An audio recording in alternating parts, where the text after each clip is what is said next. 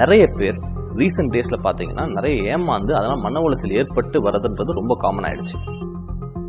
ஏமாறது நான் சொல்றது வந்துட்டு சைக்காலஜிக்கலாவும் சரி, எமோஷனலாவும் சரி, இது மானிட்டரியா எந்த விஷயம் எடுத்தாலும் சரி, அது ஏமாறது தான். தன்னுடைய சொந்த லாபத்துக்காக மற்றவங்களை எவ்வளவு வேணாலும் யூஸ் பண்றது. ஒருத்தவங்க பிசிக்கலா அபியூஸ் பண்றாங்களும் சரி, இல்ல எமோஷனலா வந்து ஒருத்தவங்க அபியூஸ் பண்றாங்களும் சரி, இல்ல வந்து செக்ஷுவலா அபியூஸ் பண்ற ஆட்களா தெரிஞ்சாலுமே சரி, இன்னைக்கு நம்மளே எப்படி பாதுகாத்துக்கிறது அப்படின்றத பத்தி கிளியரா பார்க்க போறோம். அதாவது எந்த மாதிரி குணம் இருக்கிறவங்க கிட்ட இருந்து நம்மள பாதுகாத்துக்கணும். இதை நான் ஏன் இன்னைக்கு எடுத்திருக்கேன் அப்படின்னு பாத்தீங்கன்னா, நிறைய பேர் ரீசெண்ட் டேஸ்ல பாத்தீங்கன்னா நிறைய ஏமாந்து அதனால மன உளைச்சல் ஏற்பட்டு வரதுன்றது ரொம்ப காமன் ஆயிடுச்சு. ஸோ பொதுவாகவே பாத்தீங்கன்னா சில விஷயம், அதாவது மர்டர் பண்றதோ இல்லை வந்துட்டு ஒரு மற்றவங்களை சீட் பண்றது, மணியை சீட் பண்றது, இதெல்லாம் பாத்தீங்கன்னா வந்து லீகலி வந்துட்டு தப்பான விஷயம். இதெல்லாம் நமக்கு வந்து கிளியரா தெரியும். ஸோ இவங்க கிட்ட இருந்து நம்ம கேர்ஃபுல்லா இருந்தப்போ. பட் இன்னும் சில பேர் பாத்தீங்கன்னா நம்மளை ஹர்ட் பண்றது வந்துட்டு நிறைய விதமா ஹர்ட் பண்ணுவாங்க. இந்த ஏமாறது நான் சொல்றது வந்துட்டு சைக்காலஜிக்கலாவும் சரி, எமோஷனலாவும் சரி, இது மானிட்டரியா எந்த விஷயம் எடுத்தாலும் சரி, அது ஏமாறது தான்.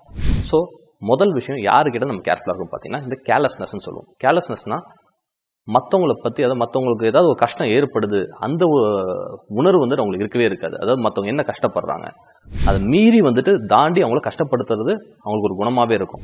மற்றவங்களுக்கு கஷ்டத்தை அவங்களால உணரவே முடியாது. இதுதான் கேர்லெஸ்னஸ் சொல்லுவோம். ஸோ இந்த மாதிரி குணம் இருக்கிறவங்க கிட்ட இருந்து நம்ம முக்கியமா ரொம்ப கேர்ஃபுல்லா இருக்கணும். அடுத்து இம்மாரல், அதாவது என்ன சொல்லணும், நியாயம் தர்மம் சுத்தமா பார்க்காம எவ்வளவு அநியாயமா இருந்தாலும் சரி அதை செஞ்சு என் வாழ்க்கையில முன்னேறிட்டு போயிட்டே இருக்கணும் அப்படின்னு நினைக்கிற அந்த குணம் இருக்கிறவங்க பாத்தீங்கன்னா அவங்க கிட்ட இருந்து நீங்க கேர்ஃபுல்லா இருக்க வேண்டியது ரொம்ப முக்கியமான விஷயம். மூணாவது விஷயம் என்னன்னு பாத்தீங்கன்னா மேனிபுலேட்டிவ்னஸ். நம்ம இதை நிறைய இடத்துல பார்த்திருப்போம். அதாவது தன்னுடைய சொந்த லாபத்துக்காக மற்றவங்களை எவ்வளவு வேணாலும் யூஸ் பண்றது, அவங்களை எவ்வளவு வேணாலும் யூஸ் பண்றதுன்னு டு தி எக்ஸ்ட்ரீம் யூஸ் பண்ணுவாங்க. ஃபார் எக்ஸாம்பிள் சில பேர்லாம் பாத்தீங்கன்னா வந்துட்டு மற்றவங்களை யூஸ் பண்ணிட்டு முன்னால் நான் தான் பாதிச்சேன், இங்க விக்டிம் ரோல் ப்ளே பண்ண ஆரம்பிச்சிருவாங்க. மற்றவங்களை வந்துட்டு பாத்தீங்கன்னா வந்துட்டு முன்னால அவங்கள கில்ட் ட்ரிப் பண்ண ஆரம்பிப்பாங்க. ஸோ இந்த மாதிரிலாம் கில்ட் ட்ரிப் பண்ணி அது வழியா வந்துட்டு மற்றவங்க வந்துட்டு கண்ட்ரோல்ல வச்சு மற்றவங்களுக்கு பீஸ் ஆஃப் மைண்டை கெடுத்து இந்த மாதிரிலாம் பண்றவங்களும் நிறைய பேர் இருக்காங்க. ஸோ இந்த மேனிபுலேட்டிவ்னஸ் இருந்தாலும் அவங்க கிட்ட இருந்து நீங்க ஜாக்கிரதையா இருக்கணும். சில பேர்லாம் பாத்தீங்கன்னா நிறைய பொய் சொல்லுவாங்க. பொய் சொல்றாங்க பாத்தீங்கன்னா அவங்க கிட்ட போய் திரும்ப வந்துகிட்டே இருக்க போகுது. ஸோ போய் திரும்ப வரும்போது பாத்தீங்கன்னா நீங்க ஏமாறதுக்கான வாய்ப்பு வந்து ரொம்ப அதிகமா இருக்கும். ஸோ அவங்க கிட்ட இருந்தும் நீங்க ரொம்ப கேர்ஃபுல்லா இருக்கணும். இன்னொரு பர்சன்ஸ் என்னன்னு பாத்தீங்கன்னா தான்ற கர்வம்ன்றது அவங்களுக்கு ரொம்ப அதிகமா இருக்கும். என்னை மீறி இந்த உலகத்துல வேற எதுவுமே கிடையாது, நான் தான் எல்லாமே அப்படின்ற மாதிரி நினைப்பாங்க. மற்றவங்களை ரொம்ப டாமினேட் பண்ணுவாங்க, ரொம்ப கீழே தட்டுவாங்க, அப்யூஸ் பண்ணுவாங்க. அவங்க பவர் அப்யூஸ் பண்ணி அவங்க கீழே தட்டுறதை வந்துட்டு ஒரு குணமாவே வச்சிருப்பாங்க. ஸோ இந்த மாதிரி ஆட்கள் கிட்ட இருந்தும் நீங்க உங்களை ரொம்ப கேர்ஃபுல்லா பாத்துக்க வேண்டியது ரொம்ப அவசியமா இருக்கும். இன்னும் வேற யாருன்னு பாத்தீங்கன்னா அபியூஸ் பண்றவங்க. அபியூஸ்னா என்ன சொல்றதுன்னா, ஒருத்தவங்க பிசிக்கலா அபியூஸ் பண்றாங்களும் சரி, இல்ல எமோஷனலா வந்து ஒருத்தவங்க அபியூஸ் பண்றாங்களும் சரி, இல்ல வந்து செக்ஷுவலா அபியூஸ் பண்ற ஆட்களா தெரிஞ்சாலுமே சரி, அவங்க கிட்ட இருந்து நீங்க வந்து கேர்ஃபுல்லா இருக்க வேண்டியது ரொம்ப அவசியம்.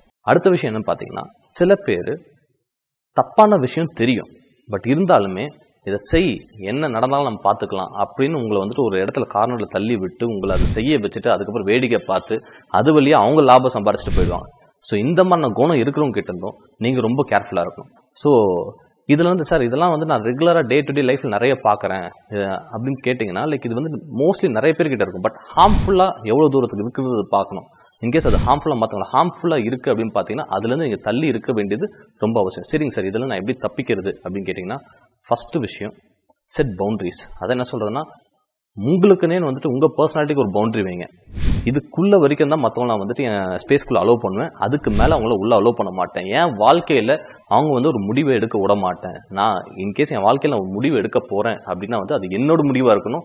மற்றவங்க சொல்லி அது வழியா நான் ஒரு முடிவு எடுத்து நான் ஆக்ட் பண்ணக்கூடாது அப்படின்றது ரொம்ப தெளிவா இருக்கணும். அந்த பவுண்டரியை கிளியர் கட்டா நீங்க செட் பண்ணும்போது தான் வந்துட்டு இவங்களால உங்க பவுண்டரிக்குள்ள உள்ள வர முடியாது. இல்ல அவங்க நீங்க உள்ள விட்டீங்கன்னா கொஞ்ச நாள்ல பாத்தீங்கன்னா அது பிரச்சனை பெருசாகி உங்களை எமோஷனலா பிளாக்மெயில் பண்ணி உங்களை அவங்க கண்ட்ரோல் கொண்டு வந்து ரொம்ப உங்களை டார்ச்சர் பண்ண ஆரம்பிச்சிருவாங்க. ரெண்டாவது விஷயம், உங்களை எப்படி நீங்க பாதுகாத்துக்கலாம் அப்படின்னு பாத்தீங்கன்னா, இந்த மாதிரி பர்சன்ஸை நீங்க பாக்குறீங்க அப்படின்னா அவங்க கிட்ட அப்பவே நோ சொல்லுங்க, அவங்க கிட்ட விலக ஆரம்பிச்சிடுங்க. ஏன்னு சொன்னோம்னா அவங்க ஒரு லீச் மாதிரி உங்களை விட்டு போவே மாட்டாங்க.